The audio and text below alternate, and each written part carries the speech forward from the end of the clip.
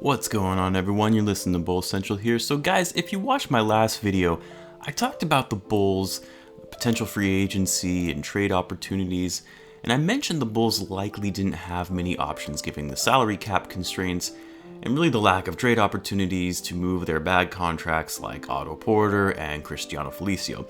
Now, the one guy I mentioned that I would find to be an interesting option for the Bulls was Davis Bertans, because of his sharp shooting and his ability to help spread the floor, and most importantly because the Bulls likely wouldn't have to pay a ton for this guy.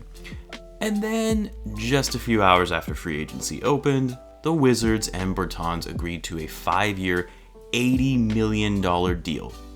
$80 million.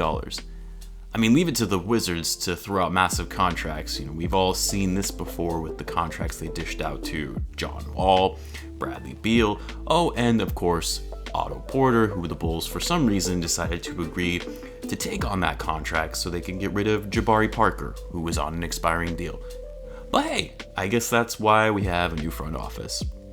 So with Bertans gone, and really all of the other realistic free agents for the Bulls essentially gone, they decided to settle for Garret Temple. Okay, to be fair, it's a 1-year, $5 million deal, but man, what an underwhelming signing. He did have a decent season last year for the Nets, but he is 34 years old, and I don't really see how this fits the Bulls' plan. Of course, it's always good to have some veteran leadership on the team, but this kind of reminds me of Thaddeus Young signing. Not as bad because Garpax gave Thaddeus a 2-year deal at $13.5 million, but just not really seeing how this benefits the Bulls in any way. I do still expect to see some other moves from Arturas in the coming days, hopefully a bit more significant than signing Garret Temple to a 1-year deal. And now, I mentioned this before, but it is possible Arturas is likely going to keep things pretty steady this season in terms of moves on the roster, really just to see how these young guys do under a new coach, and then assess how to structure the team in 2021 when there is a deeper free agency class and when we'll have a lot more cap space once Otto Porter's contract is up. I do still believe if the Bulls really do want to make a big move this offseason, it would be trading Zach LaVine while his trade value is still high.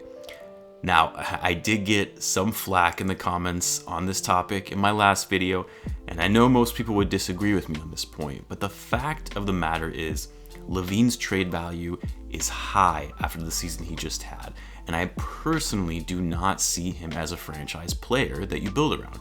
He would be a great number 2 or number 3 option on a contending team, but not a number 1 option. I think there are still a lot of aspects to his game that I would like to see improved, namely his defense, his general decision making and shot selection, and above all, his leadership ability. Franchise players, the best players on title contending teams, lead their team. They make their teammates better. I know LaVine is only 25, and I know he hasn't played for the best team, so in a way, it might not be fair to pin that on him, but it's really hard for me to see LaVine being a franchise player, a leader, a number 1 option on a title team. Now, there have a lot of players in the NBA history who were great putting up huge numbers on bad teams, but at the end of the day, their stats didn't translate into wins, and I think that's just the thing that concerns me about LaVine. I really hope he proves me wrong. I would love for LaVine to have an amazing breakout season, turns into a superstar that leads this Bulls team back to the promised land. I don't see it happening, and when you have a guy that has a trade value like that, you might want to start exploring options. Anyway, all that being said, I think LaVine is great. I hope that obviously he's going to do amazing. So we'll see where all that goes. But anyway, that's all I've got for you today, guys. Let me know what you think. Do you like Garret Temple, the Garret Temple signing? Do you think the Bulls will make any other moves, or will they hold out until next offseason before making any significant changes to the roster? Let me know in the comments. And guys, if you're a Bulls fan or just an NBA fan, be sure to subscribe. This is a brand new channel, so don't miss out. And I will catch you guys in the next one.